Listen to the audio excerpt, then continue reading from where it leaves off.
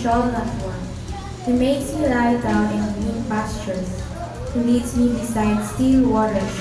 He restores my soul. He leads me in the paths of righteousness for his name's sake. Even though I walk through the valley of shadow of death, I will fear no evil. For you are with me, your rod and your staff, they comfort me. You prepare a table before me in the presence of my enemies. You anoint my head with oil, my cup overflows. Surely goodness and mercy shall follow me all the days of my life, and I shall dwell in the house of the Lord forever. Purihin ng Diyos sa pagbasa ng kanyang salita. Salamat sa Diyos.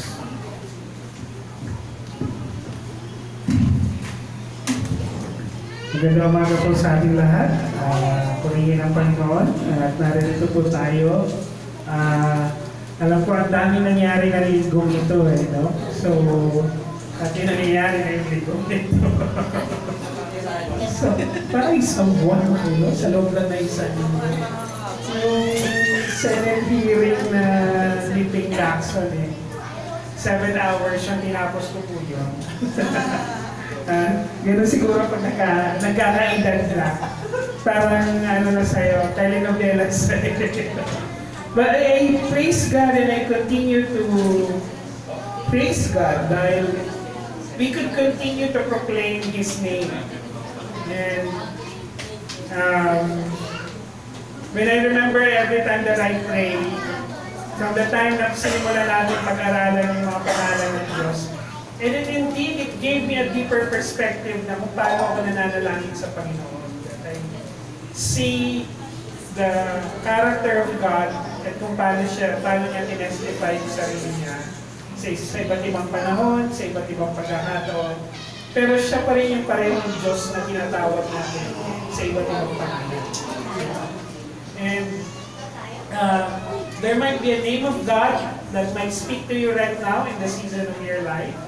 And there might be a particular name of God that might be important to you right now. And we will continue to understand kasi ito rin yung pagkakataon na mapag-aralan natin yung salita ng Diyos sa ibang perspective. So ngayon, tuloy-tuloy po ang ating pag-aaral. So, the name of God, Jehovah Ra, God our Shepherd. Or actually, sa English translation, Ra ang pronunciation nila. But it is composed of two letters, Ra and Ra. So, and God is our Shepherd. I guess, isa sa mga bagay na evident sa ating mga Kristiyano, yung symbol ng tupa, di ba? Very evident siya sa atin. So, although sa Pilipinas, hindi naman tayo matupa dito. Marami tayong kambing, kalabaw. Pero hindi siya technically endemic sa atin para maging familiar tayo. Kasi hindi naman siya part ng regular diet natin. Naalala ko nung nakatira kami sa China, meron kasing pastulan doon. So, yung karne, yung baka, yung baboy, at saka yung lamb, mutton ng tawag nila, is magkakapareho ng presyo. So, sarap naman nun, parang na-realize namin, ito a blessing to have those kind of things. But again, hindi rin naman lingid sa atin yung kaalaman na idea ng shepherd o paston. Diba? Kasi, being an agricultural country, alam natin yung tungkol sa kalabaw, alam natin yung tungkol sa baka, alam natin yung tungkol sa kabayo. So, it is another perspective na pwede natin tingnan. Now, if we will go, again, gusto ko lang pong balikan yung pangalang Jehovah at saka Yahweh ay iisa lang. It is just a 4-letter characters, Hebrew letters, o tawag nila ng tetragrammaton na YHWH o Yod Ha Vav Ha. Pero sa English translation kasi dahil nadagdagan siya ng vowels, nagkaiba rin yung translation. Sa ibang era, Yahweh ang pronunciation nila. Sa ibang era ng translation, naging Jehovah siya. So pwede natin siyang sabihin Jehovah Ra or Yahweh Ra. So wala naman pong nagkaiba. Again, it's just happen na mahirap na ma-determine kung paano pinopronounce yung 4 na letter na yon kasi ina-avoid ng mga Hebrews na i-pronounce yun. So pag darating na sila doon, sasabihin, isisigaw nila yung word na Adonai, di ba? Or Elohim or Eloheinu. So, but the word Ra or Roy is from the word pasture or to tend, to guide, or literal na pastulan. Literal na pastulan. So, pag pinagsama mo together yung Yahweh or Jehovah and Ra, basically the Lord is my shepherd. Now, understanding the idea of pastol, di ba? We gave title yung leader ng church as pastor, di ba? It's pretty much from the word pastol, na ibig sabihin yung nagshe-shepherd ng mga hayop, di ba? Naalala ko po sa probinsya kasi, wala kaming baka, wala kaming kalabaw, pero meron kaming baboy at saka mga kambing. Eh sa probinsya po kasi hindi nakakulong yung baboy, di ba? Paghalaga lang din yung baboy, kaya makikita mo minsan yung mga halaman mo, hinukay na rin yung ganun din yung kambing. So, pero normally yung mga baboy, para rin silang kambing na pinapasuga. Ano yung suga? Yung pinapakain ng damo. Tapos doon ko nalaman na hindi mo pala pwedeng pakainin ng damo ang kambing at saka ang mga, hindi mo pwedeng pakainin ng damo ang kahit anong hayop early in the morning. Kasi nandun daw lahat ng mga bulate sa damo na early in the morning. So, mai-ingest nila. And it is an interesting fact na ang isang pastol, kailangan alam mo ito. Kung ano yung mabuti para dun sa inaalagaan mo. At the same time, doon rin po na-realize na bakit hinahayaan yung mga kambing na uminom or kumain ng mga bagay na matigas. Kasi dalawa pala yung tiyan nila. Diba? So, kailangan nilang madurog yung yung mga baka at saka kalabaw, dalawa kasi yung sikmura nila. So, kailangan nilang merong parang bato na mag-grind na kahit anong kinakain nila doon sa loob ng tiyan nila. And it's interesting. Sa ating mga Pilipino, mas naging prevalent yung idea ng pastol kasi doon sa dala na po yan ng mga Western idea, yung bilin.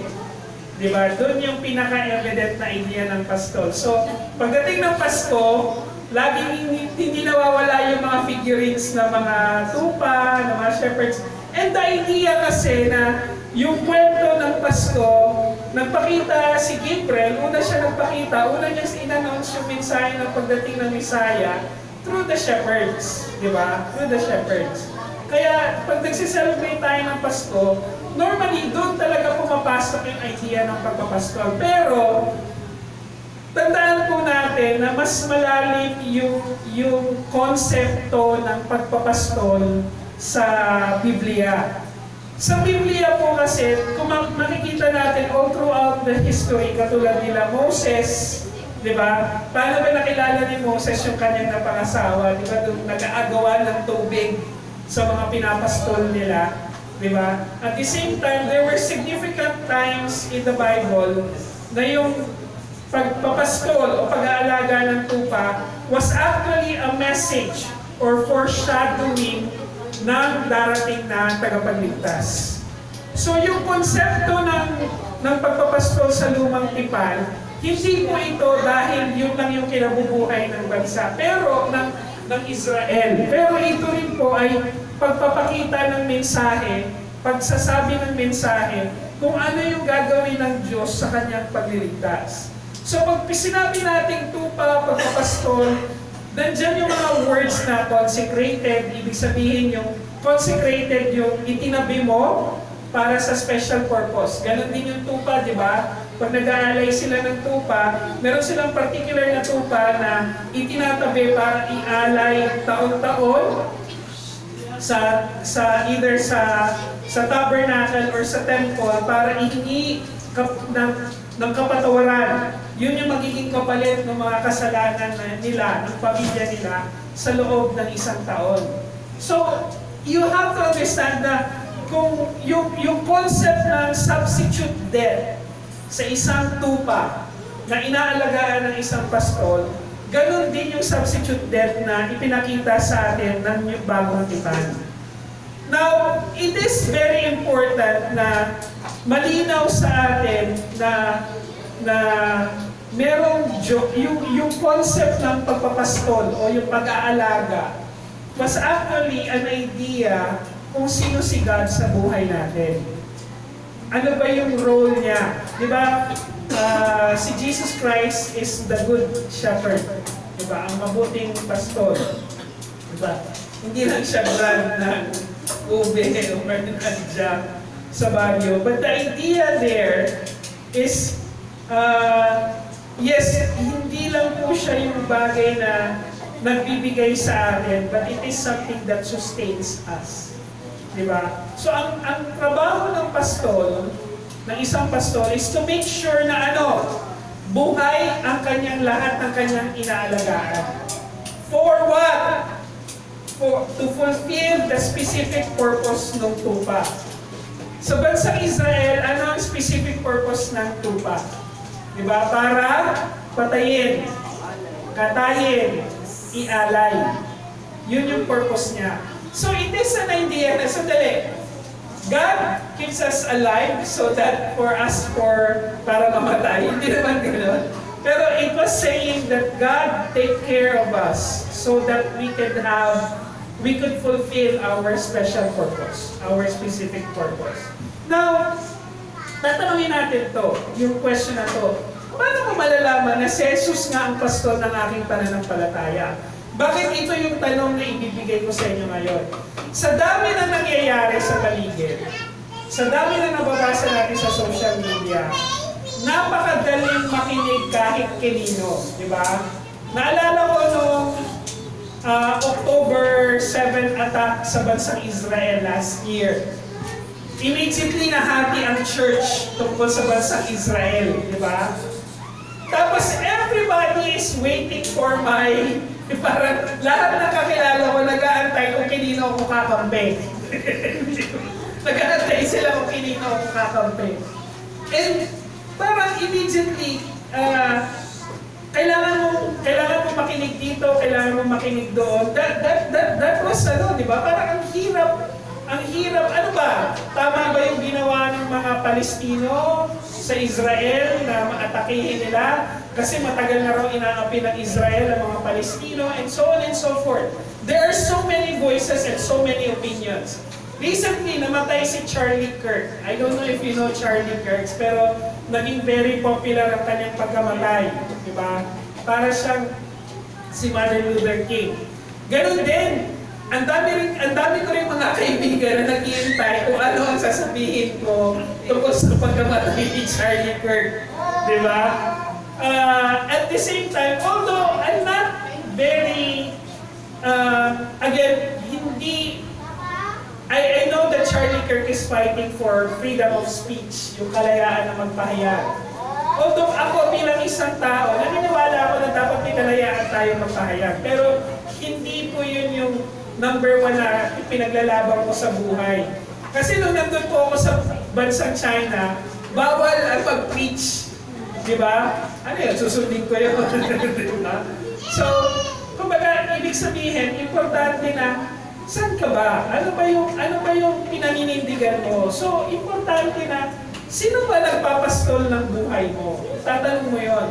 Ngayon, yung gobyerno natin, merong this week, ganun din, this week, tinatanong ako, tawag ko kasi sa akin sa office Uncle Choi. Tapos yung syempre mga kaibigan ko yan, Choi. Ang tanong sa akin, Kuya Choi, pupunta ka ba sa Luneta sa linggo? Everyday yun, everyday tinatanong sa akin kung pupunta ba daw ako. Pupunta ka ba, Kuya? Linggo ngayon. Kung si Eric Liddell, kilala niyo ba si Eric Liddell, yung Olympian? hindi siya tumakbo ng linggo. Kasi sabi niya, there's no other time that I need to give my Sabbath except to the Lord. So, and there's one conviction na gusto ko malaman ninyo. I would not encourage other activities except the church and family on Sundays. Hindi ko naman po sinasabing huwag tayong gumawa ng ibang mga bagay pag linggo. Wala po yun sa Bible. This is my personal conviction. If it's something that deals with the Lord, and iiwanan ko po yung conviction na yun. Kasi hindi ka na, tulad po na sinasabi namin, hindi naman kayo iniligtas ng pagpupunta niyo sa church. Diba? Hindi kayo iniligtas ng pagpunta niyo sa church. And it doesn't make you more of a Christian being in a church. Diba? Pero, babalikan po natin. Bakit importante para sa isang Kristiyano ang pumunta sa church o maging bahagi ng church? Diba? Kasi para ka nag-asawa, pero hindi ka umuwi dun sa asawa mo. Diba? Para hindi kayo magkasama. So at the end of the day, i-measure po ninyo. Paano ninyo i-measure yung kung kanino nyo ibibigay yung Sabbath ninyo, kung kanino ninyo ibibigay yung attention ninyo. Sabi ko, if it's the thing that I will do on Sunday, on Sabbath, has something to do with the gospel of the Lord, so be it, gawin natin. Whether it is spending time with your family, or working on Sunday, kasi may mga pagkakataon na kailangan mo magtrabaho ng Sunday, di ba?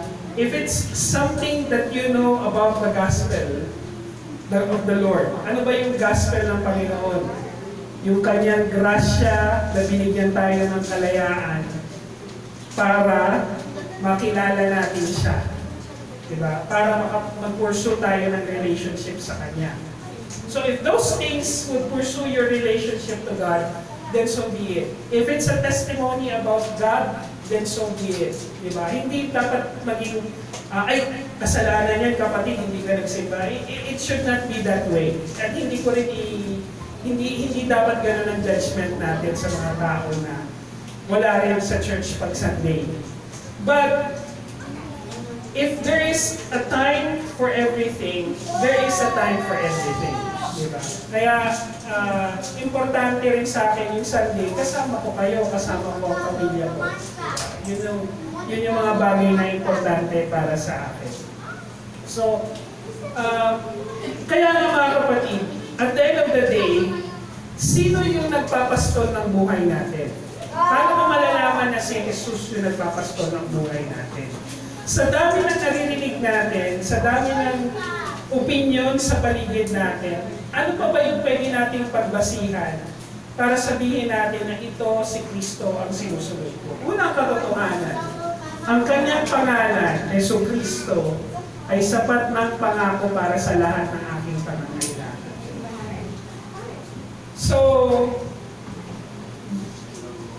I struggled with this kasi ayokong i-over-spiritualize yung Christianity natin. Or hyper-spiritualize yung Christianity natin na, okay lang yan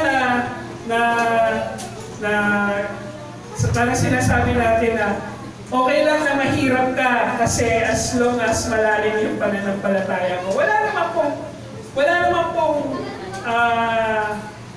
namang opposite dun sa dalawang yon. Pero you have to understand na sa lahat ng pangangailangan natin, dapat nating maintindihan sino ba yung pwede nating balikan, sino ba yung pwede nating lapitan ultimately para sa anumang pangangailangan sa buhay natin. Ipinangako ng Panginoong Jesucristo, hindi magiging madali ang buhay mo bilang Kristiyano. Di ba? Sinabi ni Jesus Christ. Pero sinabi rin ng Panginoong Jesucristo na doon sa mga napapagod at napapagal sa buhay, ibigay niyo sa lahat sa akin. Di ba? Sinabi rin naman niya na those who are tired and weary, di ba? Give me your burden. Di ba? Isuko natin yung burden na yun. So, we have to understand mga kapatid, yung sa verse 1 and 2 ng Psalms 23, ang sabi, ang Panginoon ang aking pastol, hindi ako magkukulang. I shall not want. Alam niyo po ba na isa sa mga bagay na nilalabanan natin, kasalanan, yung insatiable appetite ng isang tao. Ano yung insatiable appetite? Ang tao po, walang kabusugan. Hindi tayo nabubusog sa anumang bagay. We will always try to look for something that is, sabi ko nga sa inyo, di ba? Natural sa atin, sa dati kong preaching, natural sa atin ang humanap ng mas maganda, mas malaki, mas maginhawa, mas mabango, di ba? So, natural para sa atin yon. Pero ang tatanungin mo, hanggang saan ka pwedeng makontento sa mga bagay na ito? Kasi yung hindi ako magkukulang, dumarating yun dun sa idea na sino ba ang nagbibigay ng lahat ng ito? Sino ba ang source ng lahat ng ito? So kung sa pananampalataya natin, alam natin na yung pangalan ng Jesucristo sapat na to provide security in me, na lahat ng bagay na yun, yun ang ibibigay niya, then so be it. Yun yung kailangan natin malaman. Kaya na sinabi ni Jesucristo sa John chapter 6 verse 35, sinabi ni Jesus, ako ang tinapay na nagbibigay buhay. Ang sino mang lumalapit at sumasampalataya sa akin ay hindi na magugutom o mauuhaw kailanman. Okay? Both physical and spiritual. Diba? But it technically talks about spirituality. Hindi ka, yung spirituality mo, hindi na mauuhaw at magugutom. So, yung pangako pa lang, sabi ni Kristo, ang sino mang nasa akin, ang lumalapit at sumasampalataya sa akin. It's basically the same thing when sinabi na yung panalangin ni Haring David na ang Panginoon ang aking pastol, hindi ako magkukulang. Diba? Kaya nga mga kapatid, kung hindi sapat si Kristo bilang iyong pastol, pipilitin mong hanapin sa iba ang magiging kasiyahan at kaluguran ng buhay mo. Pero you have to understand na pag hahanapin mo ang iba, sa iba ang kaligayahan ng buhay mo, mananatili kang uhaw at saka gutom. That's one thing that we have to understand. Kung si Jesus ang pastol natin, malinaw sa atin na yung pangalan pa lang niya, pangako na. Pangako na na hindi siya magkukulang. Pangako na hindi tayo magugutom o hindi tayo maguhaw. So, panghawakan natin yan mga kapatid. And kung humahanap tayo ng ibang satisfaction into what the things that we understand about faith, sa ibang bagay, mga kapatid, doon pa lang malalaman na natin na hindi si Jesus ang pastor ng buhay natin. And that's one thing that I have to rebuke myself. Nung namatay si Charlie Kirk, nung namatay siya, immediately ang ginawa ko makinig ng mga YouTube opinions, mga YouTube videos sa mga opinions sa mga ibang tao. Ganon din yung nangyari sa bansang Israel last year. Gusto ko malaman yung mga opinion ng mga ibang tao, pero sabi ko, sandali, ano ba ang sinasatisfy ko sa mga opinion na ito? Ano ba ang sinasatisfy ko para malaman ko kung ano ang paniniwala nito? Does it give me the assurance na hindi makukulang ang buhay ko? Hindi naman di ba? Babalikan ko pa rin kung ano ang pinangako ng Panginoong Jesucristo na yung pangalan pa lang niya, pangako na. Kaya nga mga kapatid, sabi ni Charles Spurgeon, the Lord is my shepherd, not because I deserve His care. Nobody deserves anything from God. But because He chose me to be His sheep. Nandito po tayo kasi gumawa ang Diyos ng paraan. Isa tayo sa mga tumpa niya kasi gumawa ang Diyos ng paraan. Diba? So magpasalamat tayo dun sa lahat ng bagay na pangalan pa lang niya, pangako na. Ikalawang katotohanan mga kapatid. Si Jesus ang pastol natin, kung ang buhay ni Kristo ang mismong gabay para patuloy ng paghahangad ng ating kabanalan. Lagi kong sinasabi ito ng buhay ng isang Kristiyano is is always in pursuit of God's holiness. Yun ang pursuit natin. Maintindihan, maunawaan, hanggang sa maging totoo yung tungkol sa kabanalan ng Diyos. Mga kapatid, hindi hiniling ng Panginoon na maging perfecto yung buhay natin, but we need to pursue His holiness. Diba? Kung yung buhay ni Kristo, kung paano siya nabuhay, dapat wala naman tayong ibang tatahakin at susundan at magiging modelo, kundi yung buhay din niya. Diba? Hindi ko po sinasabing mag-exercise din tayo ng mga sinasapian ng demonyo, or pumunta tayo sa baklaran, itaob natin lahat tinitinda doon. Hindi po yun. Ang sinasabi ko, kung paano siya nabuhay, sumunod doon sa layunin ng Panginoon. Di ba? Bakit ba siya pumunta sa lupa? To do the will of the Father. And the same thing. Susundin natin ang buhay ni Kristo kung paano natin, how we can do the will of the Father. Kasi yun yung pursuit ng holiness natin. Yung paghahanap natin ng kabanalan, wala namang ibang source yun, kundi kung paano natin ipapamuhay ang buhay ni Kristo sa lupa. So kung paano tayo makipag-usap sa ibang tao, kung paano tayo magbigay sa ibang tao, kung paano tayo magturo sa ibang tao, it should reflect kung sino si Jesus Christ sa buhay natin. Yung kabanalan. Like for example, it hurts me to hear this sa mga kapwa ko Kristiyano, na sinasabi nila, huwag na tayo magbayad ng buwis kasi ninanakaw lang naman. Nung tinanong si Kristo tungkol sa buwis, di ba nagsastruggle din yung bansang Israel tungkol sa buwis? Bakit ba sila nagsastruggle? Kasi binibigay nila sa foreign country, to the Roman Empire, di ba? Doon sila nagbibigay ng buwis eh. Kaya ang tanong sa kanila ng Panginoong Jesus, sino ba yung mukha na nandito sa pera? Sumagot sila, si Caesar. O di, give to Caesar, what is to Caesar, give to God, what is to God. Anong pinagtatanungan natin? Hindi illegal ang magbigay, hindi immoral ang magbigay ng buwis. Di ba? At hindi illegal sa gobyerno na magbigay ka sa iyong pananampalataya. So anong pinagtatalunan natin? Di ba? That's the point. So ganun din. Nung nakita niya yung mga nangangailangan, di ba? Yung mga nagugutom, in His capacity, in His power, di ba? He fed the 5,000. Doon sa may mga sakit, in His capacity, in His power, He healed them. Hindi man siguro physical healing yung pwede natin. Ano pwede natin gawin? Manalangin. Yun naman yung reason kung bakit tayo nananalangin ng kagalingan, di ba? Bakit natin ipinapanalangin? Bakit tayo nagte-testify dito sa church? So that we can see that God is working in our life. Para makita natin yung paghahangad natin ng kabanalan niya.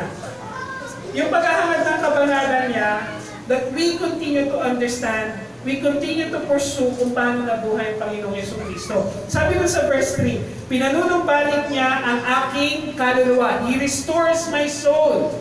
Diba? Pursuit of holiness. Inaakay niya ako sa mga landas ng katuwiran, alang-alang kaninong pangalan? Sa kanyang pangalan. Pursuit of God's holiness for His glory. Kaya rin sabi sa John 10:27, nakikinig sa akin ang aking mga tupa. So ibig sabihin, kung iba yung pinakikinggan natin, hindi ang Panginoong Jesucristo, hindi niya tayo tupa. Diba?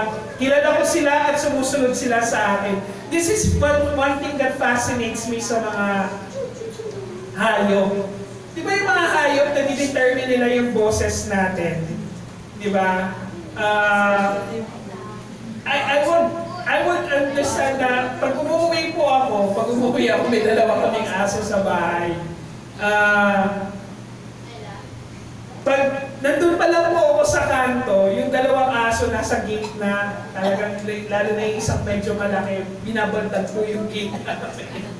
Di ba? Tapos doon ko rin na-realize na yung, nalala ko nung bata pa po, pag pinapakain yung mga kambing, tapos merong certain, yung gumagawa ng tunog yung mga kamag-anak ko kung paano nila hinihila yung mga kambing, yung baboy. And to the point na, sometimes he doesn't have to do that or hindi na kailangan gawin na nagpapasto yun kasi susunod na sila dun sa boses na yon. And there would be understanding na unique yung boses na naiintindihan rin ng mga tupa. It's the same thing with God.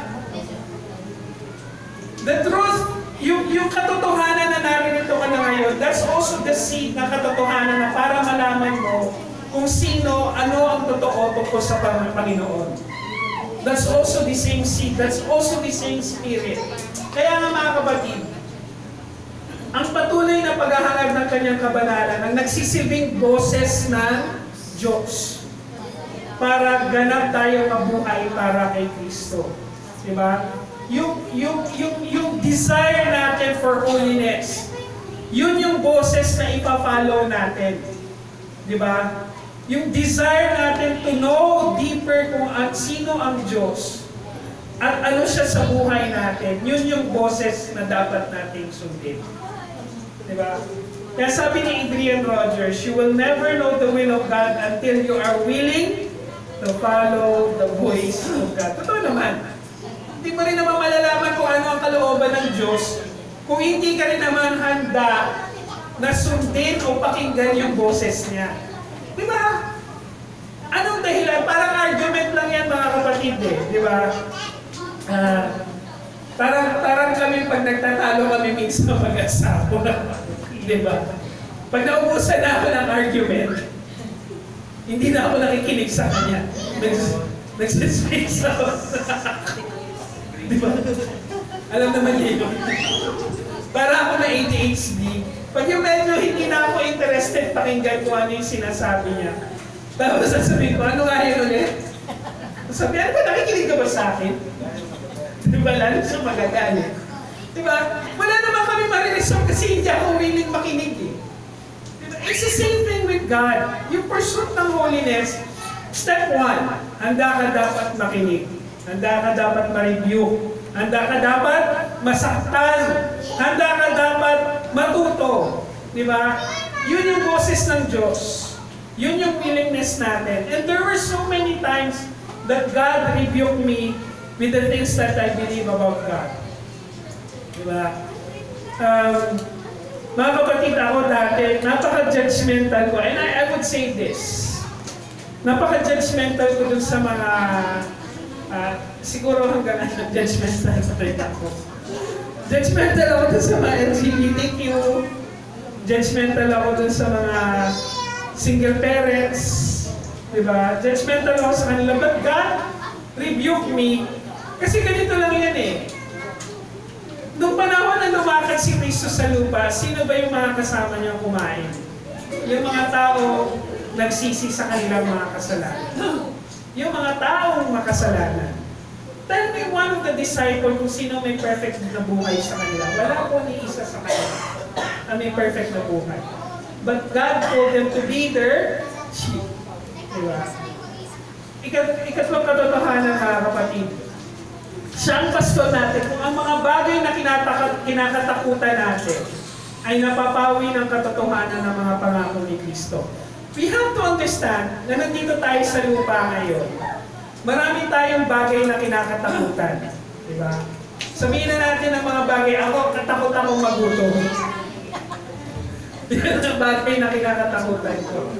Takot akong magutom. Takot akong... one of my fear is maunang mamatay yung totoo po to one of my fear is naunang mamatay si Grace. You know why? I will destroy myself. Takot po ako mag-isa. Takot ako mag-isa sa buhay. Diba? Takot din ako na isa sa mga anak ko ang mawala. Kasi feeling ko mababaliw ako nang hindi ko alam kung nasaan sila. Diba? Those are my fears. Takot din, Siguro, takot pa ba ako mawala ng trabaho? Ilang beses na ako nawala ng trabaho. Di ba? Ha? Takot ka magutom. Takot ako magutom. Kaya takot ako mawala ng trabaho. Di ba? Hindi. Takot ako magkaroon ng takot ako makasakit ng damdamin ng ibang tao. Matalas ko magsalita, pero deep inside my heart, nag-worry din ako kung meron ako nasabi na ikasasama rin ang loob ng ibang tao. Nag-worry din naman ako, di ba?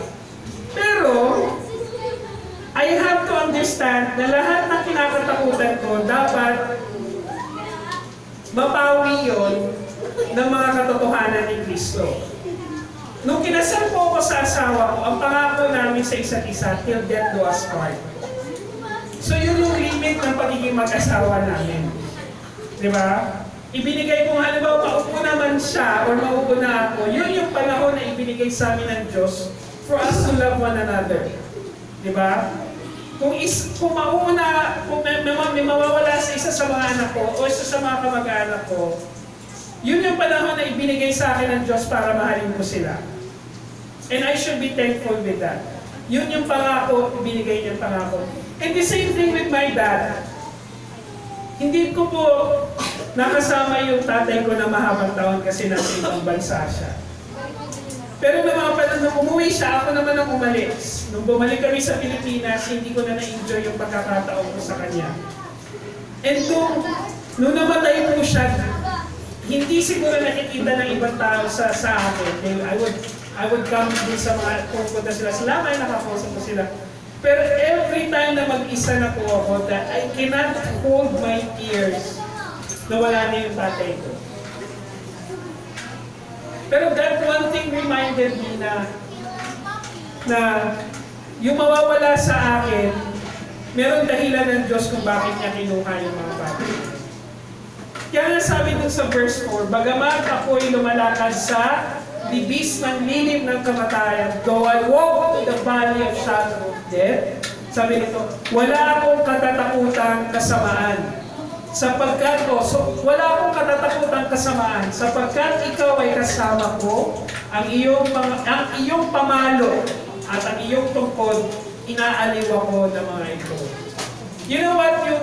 Yung staff at saka yung rod ng isang pastol, security yon ng mga tupa. Hindi lang yun basta authority ng pastol para saktan yung mga tupa. Pero yun yung security nila na may nagpapastol sa kanila. At sinabi rin ng Panginoong Jesucristo, sinasabi ko sa inyo ang mga bagay nito para magkaroon kayo ng kapayapaan kinino sa Kanya. Diba? Daranas kayo ng paghihirap dito sa mundo. Pero magpakatatag kayo dahil nagtagumpay na ako laban sa kapangyarihan ng mundo. So ano man bagay na kinakatakutan ko sa mundong ito, kailangan mapawi yun ng katotohanan ni Kristo. Hindi ko sinasabi, kapatid, wala na tayong dapat katakutan, ha? It is inherent for us to have fear. Kasi hindi naman natin alam, may nakarating na ba sa eternity? Wala pa naman na bumalik dito, sinabi sa atin, uy, ito ang eternity. Wala naman eh. Eternity is still unknown for us. Pero ito yung pangako ng Diyos sa atin. Kaya mga kapatid, tanggapin na natin yung katotohanan na uusigin at gigipitin tayo ng mundo. So, bahit ang kapayapaan kay Kristo ang ating proteksyon. Diba? Gigipitin tayo ng mundo. Uusigin tayo ng mundo. Diba? Meron po ako nabasang devotion. Ang isang tanong po ng devotion na yan, simulat po ito ng isang kaibigan, malapit na kaibigan. Kasi sumusulat siya ng online devotion. Sa dami na nangyayari sa mundo, yung gera, dumadami. Akala natin magiging peaceful ang mundo at the end of the 21st century. Hindi. Di ba mas magulo ngayon? Mas maraming gera ngayon. Di ba? At the same time, sa dami nangyari. Tapos sa bansang Amerika, kung ano-ano na nangyayari sa kanila.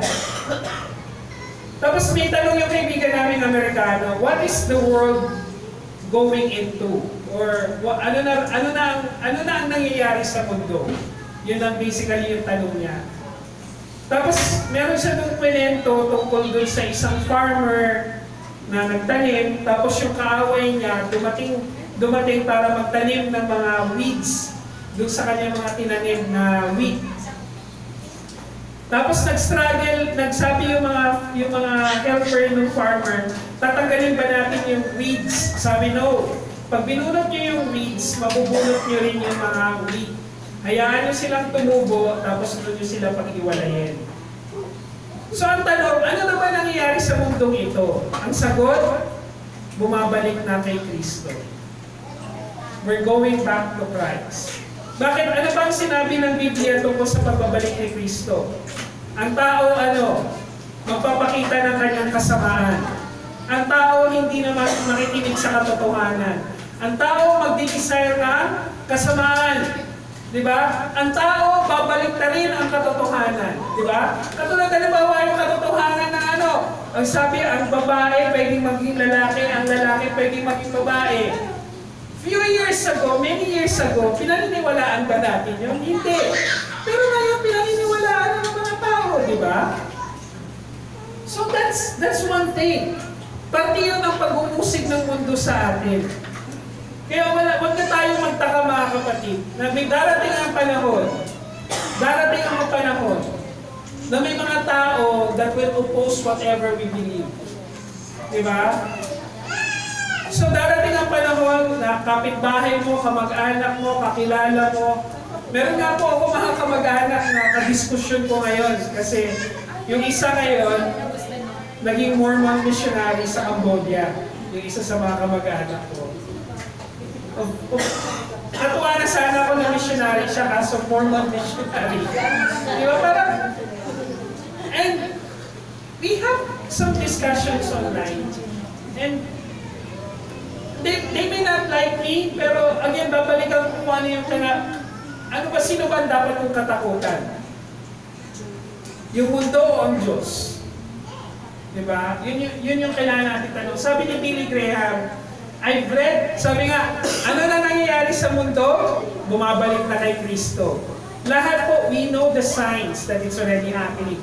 Kaya sabi ni Billy Graham, I've read the last page of the Bible. And it's all going to turn out all right. Ano ba ang last word ng Bible? Amen. Amen is that we end a prayer hopeful that God will answer it. Di ba? Yung last word ng Revelation, basahin po ninyo. Ano ang last word ng Revelation? The last part of it. Amen. Di ba? The last word is amen. Ano pong ibig sabihin? Pag nananalangin tayo, how do we end our prayer? Amen. Hopeful that God has an answer for everything. Actually, amen is also a form of submission. Na wala sa iyo ang sagot. Pag nagsabi ka ng amen, sinasabi mo na wala sa akin ang sagot. It's the same thing. Diba? And lastly, mga kapatid, si Jesus ang pastol, kung ang kapayapaan sa buhay natin ay higit na nararamdaman dahil sa katotohanan ng walang hanggan o eternity. Mga kapatid, again, eternity will always be unknown to us. It will only be revealed to us pag pagpatay na tayo, pag wala na ang katawang ito. Pero that should be our security. That should be our peace. Na alam natin na merong eternity, na ang mundong ito hindi matatapos dito. At ipinangako sa atin ng Diyos. Kaya nga sabi sa verse 6, tiyak na ang kabutihan at kawawahan ay susunod sa akin. Di ba? Sabi nga, kabutihan at kaawaan ay susunod sa akin sa lahat ng araw ng aking buhay. At ako'y naninirahan sa bahay ng Panginoon magpakailanman. Di ba? Kaya mga kapatid, ano ba ang bagay na kinakatakutan natin sa eternity? Kung hindi si Jesus ang pastol ng buhay natin, dapat talagang matakot tayo sa eternity. Pero kung siya yung pastol natin, this is our peace. This is our security. Sabi sa John 5:24, sinasabi ko sa inyo ang totoo. Ang sumusunod sa aking mga salita at sumasampalataya sa nagsugo sa akin ay may buhay na walang hanggan. Hindi siya hahatulan sapagkat inilipat na nga siya sa buhay mula sa kamatayan. Inilipat na tayo ng Diyos mula sa kamatayan papunta sa buhay. So if Jesus is not our shepherd, kakatakutan po talaga natin ang eternity. Kung nananatili tayo sa kasalanan, kakatakutan natin ang eternity. Kung hindi tayo sigurado sa pananampalataya, kakatakutan natin ang eternity. Kaya mga kapatid, ang walang hanggan o eternity ay hindi lang konsepto. Kundi ito ay isang paglalakbay. It's a journey. May biyaya na hindi kayang tumbasan ng mundo. It is a journey na hindi kayang tumbasan ng mundo. At pag naglalakbay naman tayo, we have to understand that not everything will be a smooth road for us. Not every place will be a safe place for us. Diba? And I would understand that we have different seasons in life. I would understand na meron tayong mga iba't ibang struggle. Pero, it is a journey that we have to go through. Pero that journey alone is biyaya na ng Panginoon. Blessing yan ng Panginoon sa atin. So that we should be, si Paul, hindi ko ma-imagine yung buhay ni Apostle Paul. Diba? Ano lang ba ang gusto gawin ni Apostle Paul? Maghayag ng salita ng Diyos. Pero ano nangyari sa kanya? Nakulong, na shipwreck, muntik na mamatay, have placed into so many opposition, nangailangan. Diba? But yung journey niya, for him it was a blessing. For everything that happened in his life, it was a blessing. Ganon din yung mga apostles. Diba? Sinasabi nun sa mga apostles that their life was not perfect. Even si Peter who denied Christ 3 times. Diba? His life is not perfect. Pero his life journey have turned, narito tayo ngayon kasi naging pinagpatuloy nila yung journey na yun. Sabi ni W.A. Criswell, to be a Christian is not simply to be saved from something, but to be saved for something. An eternal home with God. Hindi lang tayo naligtas para sa isang bagay. Naligtas tayo para sa talagang bagay. Yung eternal home with God. Diba? Kaya mga kapatid, let me close with this. Sabi dito, Psalms 23 reveals Jehovah Ra as a shepherd who provides, who guides, who protects, and blesses forever. All of this is fulfilled in Jesus, the Good Shepherd. With Jesus, your shepherd, you are never without supply, direction, safety, or future hope.